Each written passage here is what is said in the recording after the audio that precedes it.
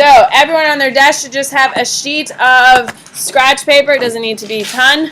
Okay, everyone needs to have their bag of spice, which looks like this. Gigi, did you have a question? Yeah, when we turn in this, do we turn in our rough No. our printer? No. You're going to see, I'm going to make quick little notes. You need to have quick little notes, and that's all you need. Okay, so tomorrow, you have your spices due tomorrow. Your focus is also due tomorrow. Hopefully, you guys worked on your focus last night, so tonight, if I finish your bag of spice, you shouldn't have any homework. Wouldn't that be a wonderful dream? Yes. Okay, here we go.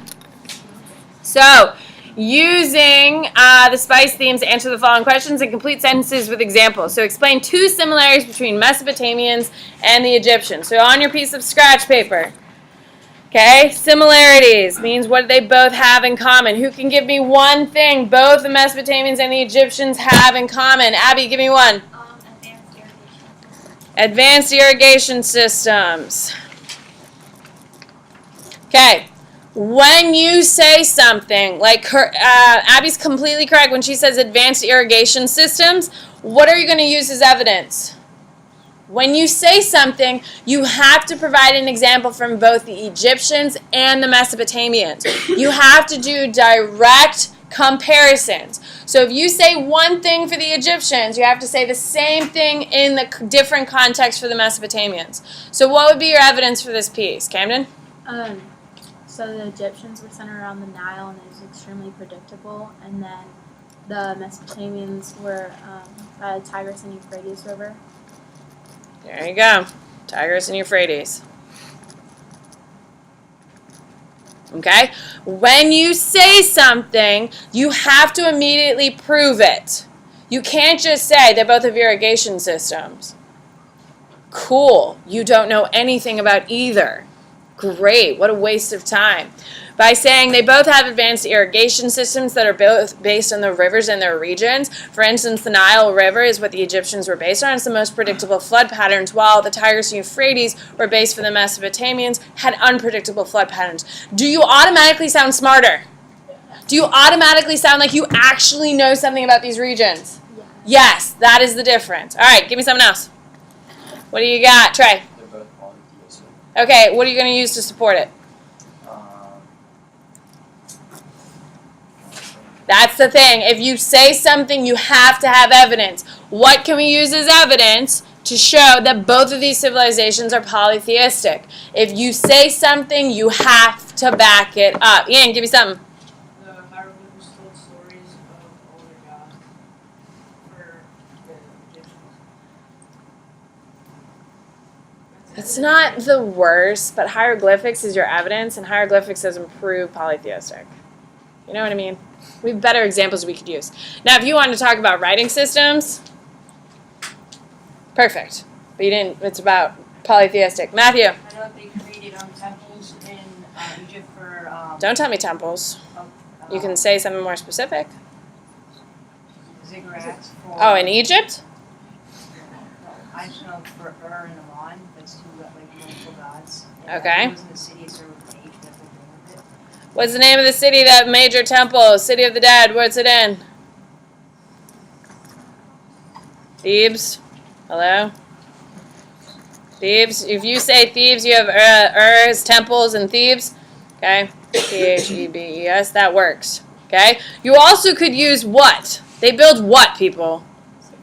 Pyramids. Yes, you don't have to be super creative here. They build pyramids in honor of their polytheistic gods, yes? But if you're talking about building pyramids for their gods, what was that, Ren? Okay. If you're talking about building pyramids in Egypt, okay, what are you going to talk about in Mesopotamia? Ziggurats. Okay? When you talk about one thing, you have to make a direct comparison to the other. And that is in Mesopotamia. Okay? So, when you are writing a comparison, similarities or differences, when you're asked to compare 2 things, you have to be specific. For instance, if I ask, what is the difference between, or what are similarities Gigi and I have? Well, you would say, Gigi and Miss Bennett both have blonde hair. Gigi and Miss Bennett both have blue eyes, even though hers are way prettier than mine are because they're like this light, pretty blue. It's crazy. Anyway, okay, you're specifically going to say what Gigi has, you're going to specifically say what Bennett has, and say how they're similar, correct? You wouldn't talk about how one has a darker skin tone than the other, and then talk about height, would you? You're both going to talk about how they both are. They're both heights, both have blonde hair, both have blue eyes, those types of things. Same thing with the essay. So this is what it's going to look like. So using the two similarities between the Mesopotamian and the Egyptians. Both Egypt and Mesopotamia were founded in period 1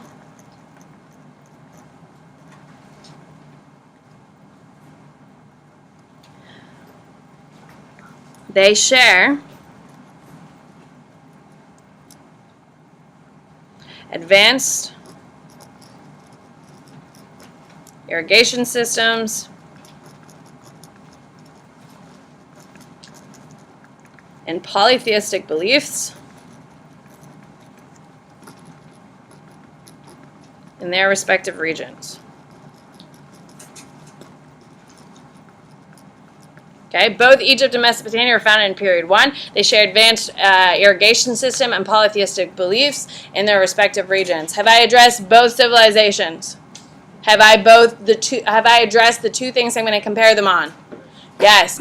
First sentence of every paragraph, okay, you're always going to restate the prompt. I'm looking at similarities. Both Egypt and Mesopotamia were founded on period 1. They share advanced irrigation system and polytheistic beliefs in their respective regions. Okay?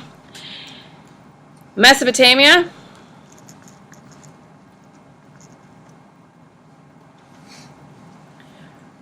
Mesopotamia was founded along the Tigris and Euphrates rivers,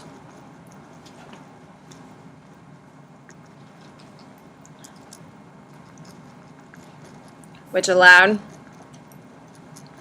the first irrigation systems to begin in the city of Sumner. Although Egypt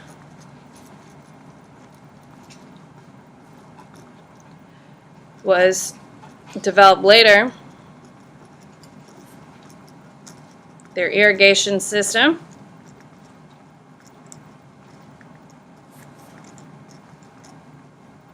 was more advanced. Okay?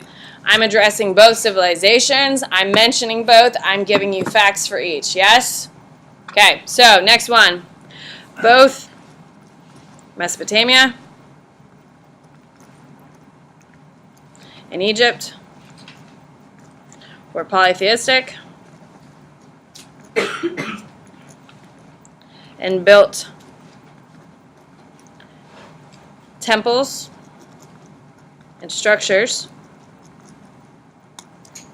to demonstrate loyalty.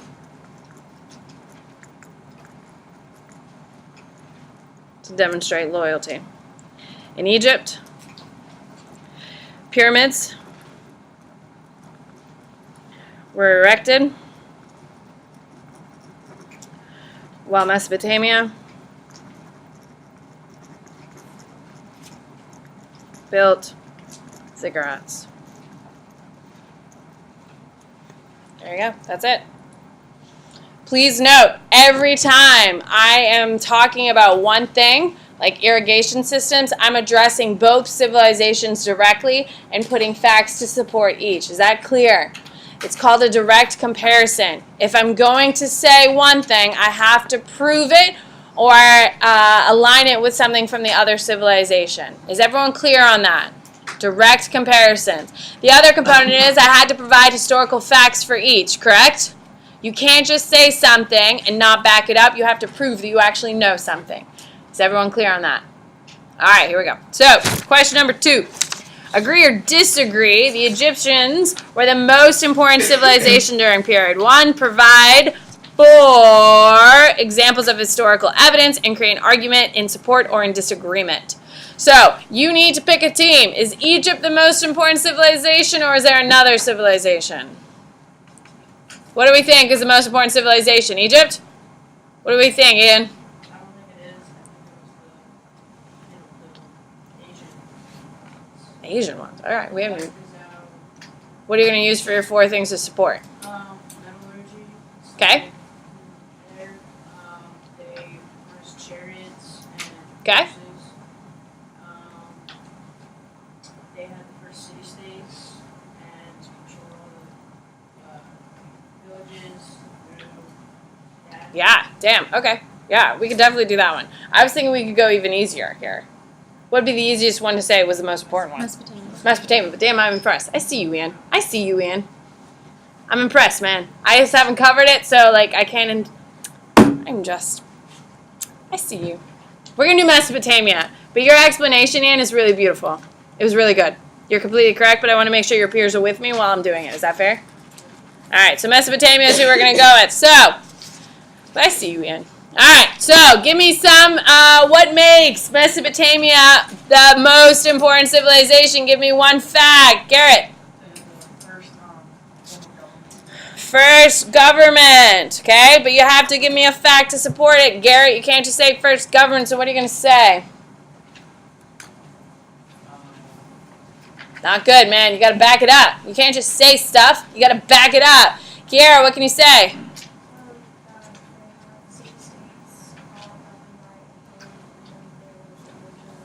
Keep it simple, stupid. What makes Mesopotamia great? Help me out, Lily. Okay, so we have the first law code, yes?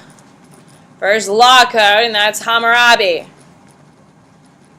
Okay. First government is started in what city, people? Sumner. Yes. All you have to do is say it starts in the city of Sumner because they're the first one to do what? Yes, people. Yes. All you have to do is give me facts. All right. Give me something else. What else is Mesopotamia famous for that could make them great? Come on. Come on. We got things to do. Sophia.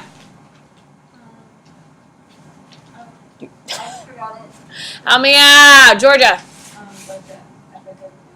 Okay, so first piece of literature. Piece of lit / culture. We can even say Epic of Gilgamesh. Perfect. That's not how you spell it, but we're just going to live with it. Trey. Okay, first irrigation systems. Yes. Yes. Okay. What else could you write? First city with social classes was Sumner. Okay, yeah, we can tie that into something else. Okay, so Mesopotamia, first government. Here we go. So, are we agreeing or disagreeing with the prompt here? We're disagreeing. Although, well, good. Okay, well, good. Although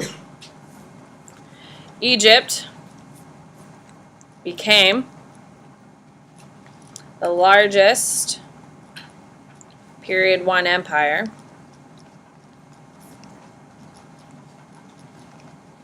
it was due to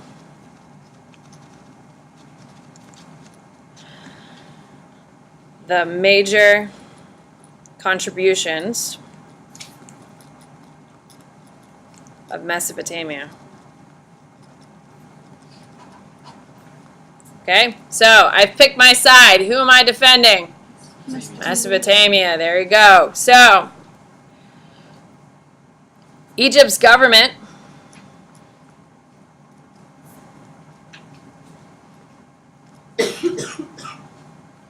influenced only in its own borders,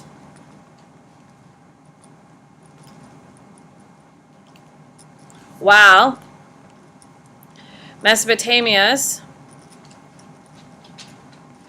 Hammurabi's code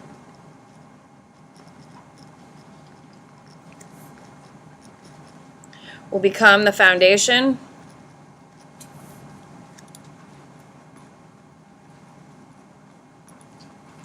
of Western Europe. What did I just do right there?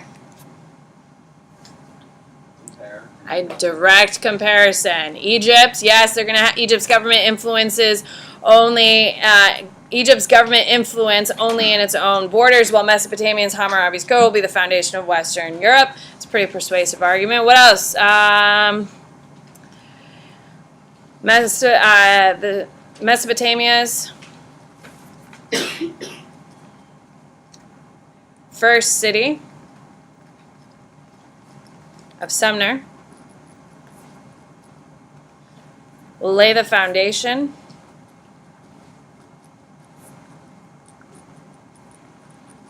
of future cities by beginning government practices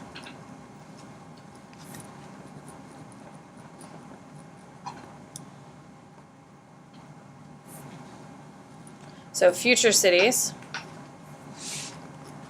like Giza in Egypt will grow to become the largest cities in the world. Can you skip? Yes. Largest cities in the world. Okay, so we're arguing right there that because of Sumner, larger cities can build off the foundation they built. Although Egypt is known for its cultural achievements, it was the Mesopotamians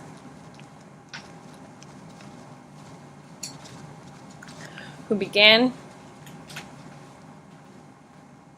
writing literature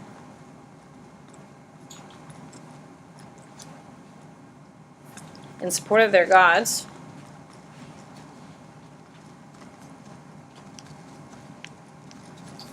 first.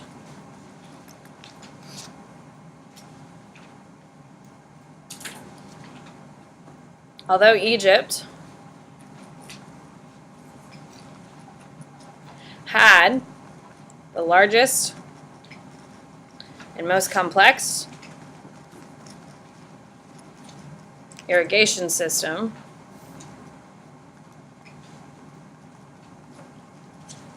in the world,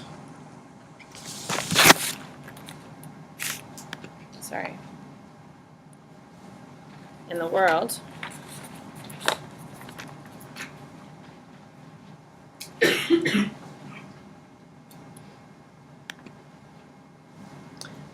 where are you, computer? In the world. Yes. Why is my computer freaking out? In the world. The largest and most complex irrigation system in the world. It all began with the Mesopotamians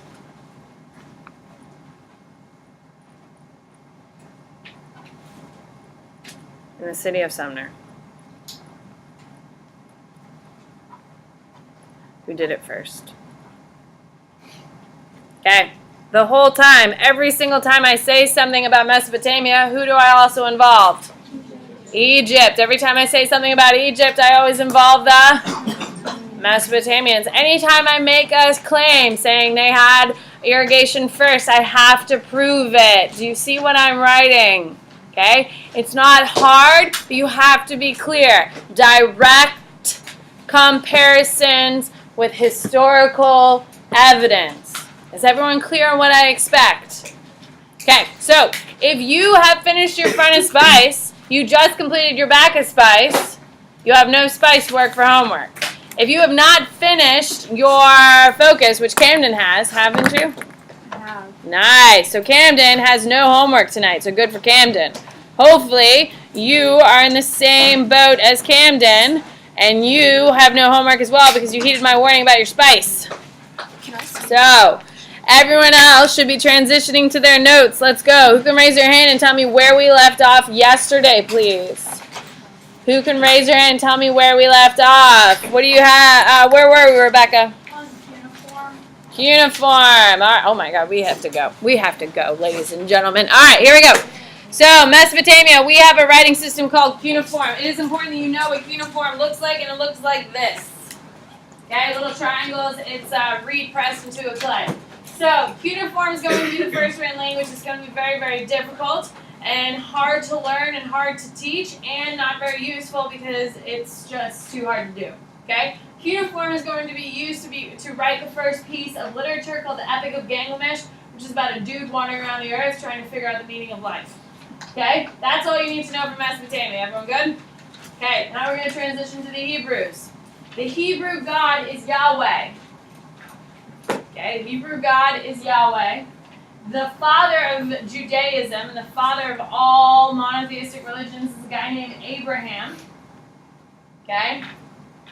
Remember that if you are a Christian, you've seen the Bible. Everyone here has heard of the Bible, correct? Whether you've actually read it, your family reads it, or whatever. Okay? The Bible is broken up into two major sections, the Old Testament and the New Testament, yes? The Old Testament is the same in the Bible as it is in the Torah, and it's the same as it is in Islam, by the way, for their holy book as well. The same, the foundation of all three monotheistic religions is a guy named Abraham. Okay? So, Moses also makes a big appearance during the Old Testament. Moses makes Judaism monotheistic. Okay? And he also frees the slaves out of Egypt. He walks around saying, "Let my people go." Have you seen the King of Egypt or Princess of Egypt? Yes, it's classic. Okay? So, he frees the people of Egypt. The holy book is the Torah. They have a diaspora. Who can tell me what's a diaspora? Camden. Like an exile. Exile. Out of where? Your homeland. Yes, you're kicked out of your homeland. How many times they get kicked out of their homeland? Twice. Twice. They get kicked out twice and they don't have a homeland until 1947. Okay? So the diaspora of the Jews are removed from their homeland. Congratulations, you're done with the Jews. Okay, so you need to know the holy book is the Torah. The diaspora of the Jews are kicked from their homeland twice. Okay? After they're kicked out the second time, a bunch of Egyptians go up and capture them, force them back into Egypt. They build a bunch of pyramids, get tortured for a couple hundred years, and then Moses comes and frees them. Okay? And then once they leave Egypt, are they welcomed anywhere else? No. Why aren't they welcomed? Why? Why are Jews not like Matthew? Because they believe monotheism. They believe in monotheism. Absolutely. They're monotheistic, so that makes them weird and untrustworthy. So everyone's like, oh man, my gods want to kill these monotheistic people to teach them not to be monotheistic. That's the reason why they're hated. Here we go. The Phoenicians. What do you got, Ian? I thought the Israelites, like Hebrews, I guess you're saying, started in, they grew in Egypt, and then they were enslaved, and they left, and then they were kicked out, and they came back, and they got kicked out again. Okay. When we go over religions, we go over all this stuff, we keep it simple, stupid.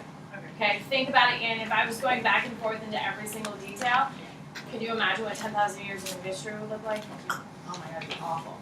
When we get to Christianity, you're going to see that I'm going to talk about a guy named Jesus who's going to walk around the earth, say some cool things, and he's going to get murdered.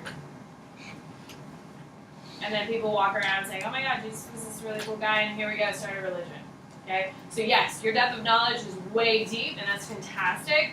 We don't need that depth of knowledge. No, it's a great point. Absolutely. They're coming and going, coming and going, coming and going. We have to keep it simple, stupid, or we're going to get caught up in the details. Is that fair? All right, here we go. So the Phoenicians. The Mediterranean Sea's first sailors. Okay? What other future empires are going to be major sailors on the Mediterranean Sea?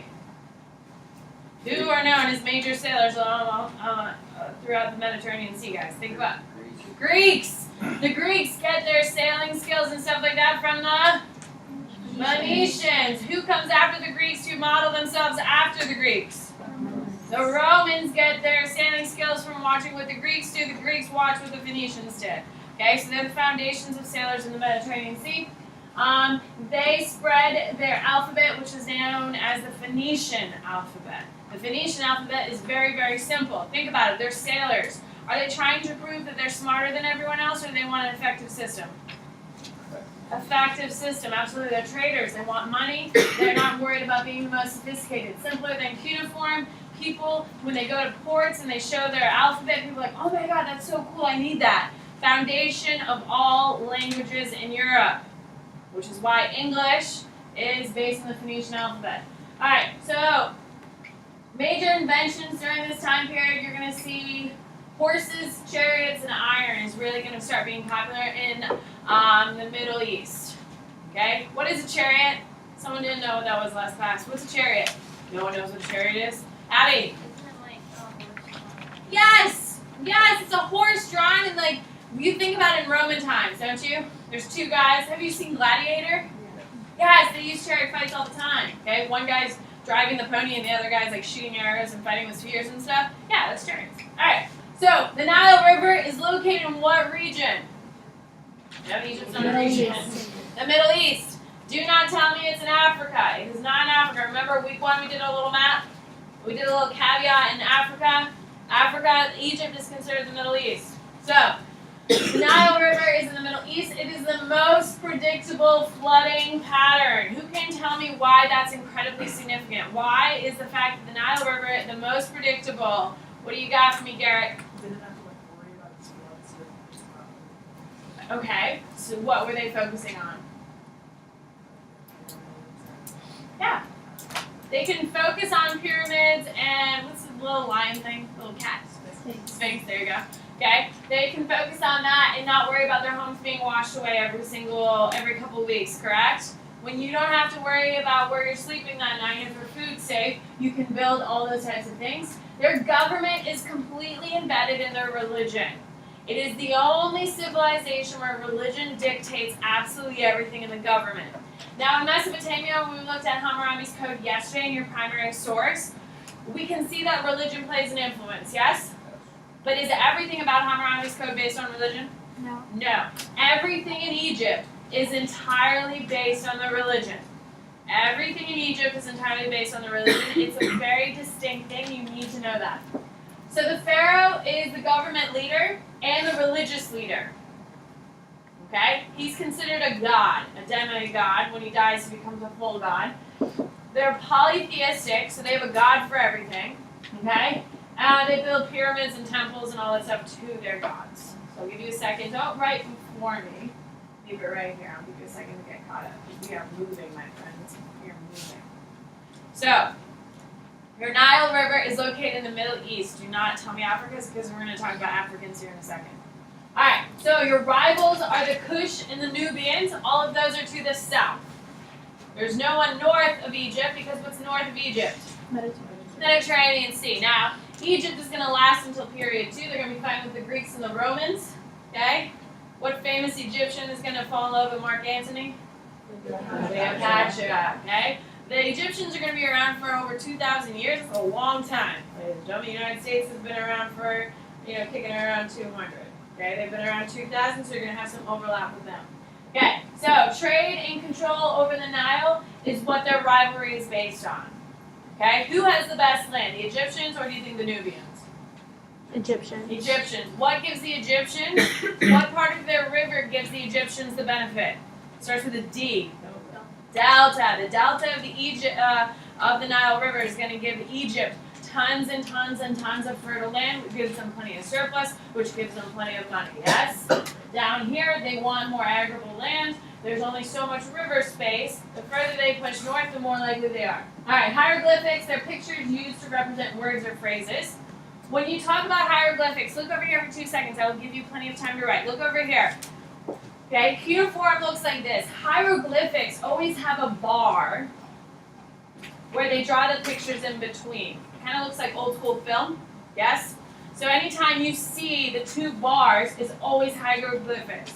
The Yellow River also does pictographs, which is kind of like hieroglyphics. They don't have the bars. Remember, you have to be able to identify what each one looks like, right? This hieroglyphics always have the 2 bars on it, okay? So they're pictures, minor little creepy little images. But they have little lines separating each of the story. Religion, polytheistic. They're one of the more important books is the Book of the Dead. The cult of Osiris, or whatever her name is the underworld leader. She's one of the big ones. And then you also have mummification. Why is mummification a big deal? Camden? Is that so like they send their kings to the afterlife? Yes. Okay, they send their kings to the afterlife. It shows how important the Book of the Dead is and all that stuff. Please listen to this. This will help you on all future civilizations. When a civilization is something really unique, you need to know it. The fact that they're mummifying all their leaders, the wives, the children, and all that stuff, is that a weird big deal? Absolutely. So every time we talk about a civilization and that they do something weird, we have to make sure we make note of it. Is everyone clear on that? So mummification is totally a weird thing that they do. Absolutely, you need to know that. All right. That's your Egypt. When you get to Ren and Ren gets to Egypt, he talks about it in way more detail. Would you agree? We're done. All right, here we go. So, Bantu. Bantu is in Africa. It is Egypt in Africa. No. No, it's technically the region of the Middle East. Bantu is going to be in Africa. Now, the Bantu are really cool. They're the only ones we're going to talk about in Africa for a while. Don't worry, Africa is going to have its time in the sun here in a few, in period 3. But in Africa, they migrate all over Africa. It's one group of people who settle everything, right, MP? Okay? With that being said, they're going to spread 2 things, MP. They're going to spread language and metallurgy. Every language used in Africa today is based on the Bantu. Have you ever heard the phrase Hakuna Matata? Yeah, What means wonderful that? phrase. That is Swahili. Swahili is the closest modern language to the Bantus. Isn't that cool? So every single language in Africa is related to the Bantu. Okay, so they spread 2 things. All you need to know is language and metallurgy. What is metallurgy? You can tell me. Who can tell me what is metallurgy? What is it? What is it, Jackson? It's like making and building metal. Yeah, absolutely. So what do you think type of metals they're using back then? Jackson? What type of metal? Like iron and bronze. Iron and bronze. They're the ones who are spreading it throughout Africa. Their contribution is humongous. You do need to know, but that's all you need to know. All right. Moving on, the Yellow River. This is going to be in East Asia. What modern city, what modern country is in East Asia? China. So we're starting to talk about China. We spend a lot of time in China, and we're going to start with the first civilization, or first dynasty, which is known as the Xia dynasty. They're the first. If you are the first, okay, are you probably really kind or kind of harsh? Why do they have to be harsh? You can raise your hand and tell me why they're harsh. Oh my god, oh my god, oh my god. Sophie! Because if they don't, Sophia. Sorry, not Sophie. Sophia. Because if they don't, they won't know when to listen to them. There you go. They're the first ones trying to put laws in place. They have to be harsh. Very nice. Okay? In China, we have an unpredictable yellow river. It is the most unpredictable river in the world. Very, very unpredictable. Flooding, its nickname is China's Sorrow. Who can raise their hand and tell me why they would call it China's Sorrow? What do you got? What do you got? Tanner? Because it's so unpredictable and flooding, it just takes away all the homes that they Absolutely. On a routine basis, it just wipes out your home, your family, and your crops. You'd be sad too, wouldn't you? Okay? So, if you're the first government in this region, the first thing you're going to try to deal with is what? The river, absolutely. That's their biggest problem is the river. So the first thing the Xia are going to try to do is try to address the river. How to solve this problem. So they address the flooding issue. It goes pretty well. They do address it. They come up with flood drainage chutes. So it's dry when the river's not flooding and it drains into farmland.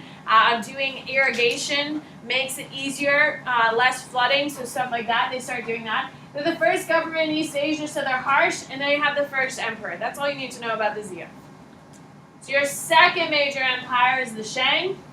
They are your first military power because they have a brand new piece of technology. What is this brand new piece of technology? What is it, Benji? Bronze. Now, they keep it a state secret. What is a state secret? Benji. Something that they only know. Who's The they? government. The government only knows. So you only know how to make bronze if you work directly for the government, and that's it. They're able to keep that secret. That's pretty impressive. Would you agree? Okay, like knowing how to make it. So they keep it a state secret. So if they keep it a state secret, is everyone around the Shang know how to make bronze? Does that give them an advantage or disadvantage in war? Disadvantage. Well, does it give the Shang an advantage or a disadvantage? It gives them an advantage, which is why they're the first military power. They have technology that no one else has, and it's really easy to kill people with a bronze sword because it pierces your skin really, really quickly. And it just goes straight through. Now, if you hit bone, it dents, but it pierces through flesh really well. So they're not trying to stab you in the heart, they're trying to stab you in the stomach. So your stomach acid literally eat you alive. Yes, and it's super, super painful. Fun fact. All right, so they create the bronze, they keep the state secret, they start building massive cities. If they are a military power, do you think they're looting the cities they take from? Yes. Absolutely. Why would you take over a city and not steal stuff? Hello. So they're stealing tons of money, land, and resources, and they become incredibly wealthy, which means they start building massive cities. They are the ones to create chariots. Okay? Chariots are used for two major things, trade and war. Why would chariots be used for war? Trade. What are they doing? What are they doing? Yeah, so transporting their goods over long distance. Oh my God, we got a lot done today. Would you agree? We're still behind though. All right, have a great day, guys. Thank you. Tonight you need to finish your focus if you have not done it. Hopefully you're all living high like Camden because she's living life. She's going to go out, live life, right? Yeah. Or not, but that's fine. But she's not working on it. Good for you. All right, guys, have a great day.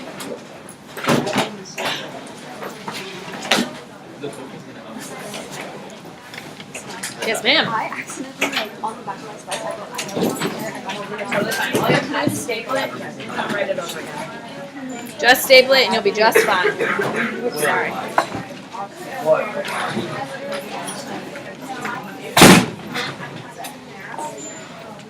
Thank you. Bye. Have a good day, Camden. Enjoy your night off, Camden. Guys, at any time, if you want to take a picture of my board, it's there for your resource. You are more than welcome at any time.